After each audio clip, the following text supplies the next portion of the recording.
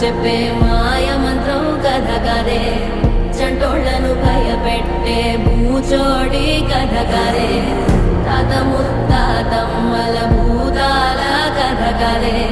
విక్రమాదిత్యుడు చెప్పిన వేదాళుడి కథ కదే దీపము నుండి దెయ్యం వచ్చే అల్లావుద్దీన్ కథ కదే ఇది ముడత చర్మం ముసలి చెప్పే కథ లాంటి నిజమేలే